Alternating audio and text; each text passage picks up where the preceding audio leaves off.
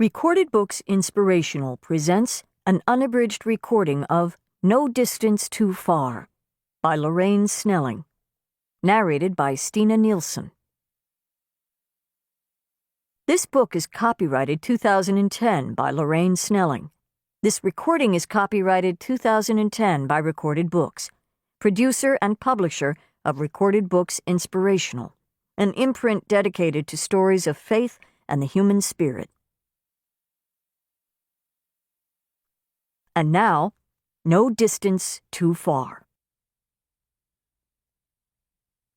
Chapter 1. March 1904. Athens, Georgia. The dream was a lie. She was in Georgia, not Blessing.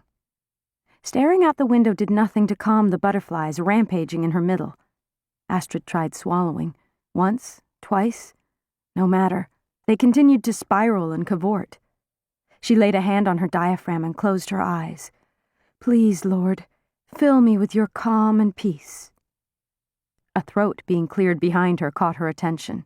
She turned, swallowed again, and smiled. At least she hoped she smiled. Dean Highsmith will see you now. The young man needed to loosen his collar. He appeared to be near to strangling. Thank you. Come this way. He motioned her to accompany him, opened a heavy carved door, and escorted her in. Dr. Bjorklund to see you, sir. Stiff, regal. He might have been herald to a king. Were they always this formal? Astrid gave the book-lined room a quick glance, her attention snapping back to a huge map of the continent of Africa on one wall.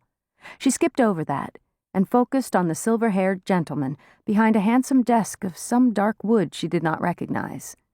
He stood and came around to the end of the desk, a hand held out in greeting. Welcome, Dr. Bjorklund. I'm exceedingly glad and grateful you decided to join us. He shook her hand, his washed blue eyes staring directly into hers, as if seeking her soul. Please, be seated and tell me about your journey. He motioned her to a leather-winged chair in front of a cheery fire. Marlin, please bring us tea. He paused. Unless you would prefer coffee. When Astrid shook her head, he finished. And make sure Cook sends up some of her pecan cookies. They might be a special treat for this northerner we have with us. Thank you, sir. Astrid sat, grateful for both the happy snap of the fire and the heat. The guest room where she'd stayed the previous night had not been heated, and while the South was known for its warmth, today, with a damp wind blowing, it felt more like Chicago. It had been raining yesterday and earlier this morning, not exactly a welcome she'd have associated with the South. All the things she'd read about this part of the country included sunshine, heat, and humidity. Dean Highsmith, gold glasses perched on the end of a rather aquiline nose, sat down in the chair opposite her, nodding and smiling. I received your application with enthusiasm. Reverend Schumann is an old friend of mine, and he has been raving about you. He paused for a moment. I must say, you look amazingly young for a person of your accomplishments. I understand that, and yes, my youth has caused some to doubt my ability.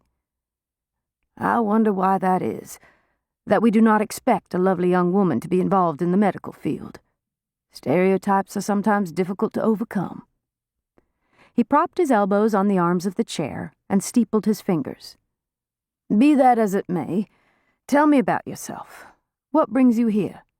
And where do you dream of going? I dream of going back to Blessing, she thought, but knew that was not what he wanted to hear. All of the story or a brief synopsis? A knock came at the door, and Marlin peeked in. Cook will be sending up a tray as soon as it's ready. Thank you. Highsmith turned back to Astrid. All of it. All of it. Where to start? I grew up in a very small town in North Dakota, the daughter of Norwegian immigrants who homesteaded there. My mother is a gifted healer. She took care of all those that she could and developed quite a pharmacopoeia of herbs and natural medicines, gaining her knowledge from the native people, her mother's training, and a dependence on God to guide and continue her efforts. She sounds like an admirable woman. She is. Because I was interested in what she was doing, I sometimes accompanied her on calls, helped her forage and preserve her simples, as she called them, and learned by observation. My brother married a physician, and when he brought Dr. Elizabeth to Blessing, my mother stepped back so that people would go to a more formally or scientifically. To keep listening to this audiobook, I've left you a link in the description so you can do it, at no cost thanks to Audible's 30-day free trial.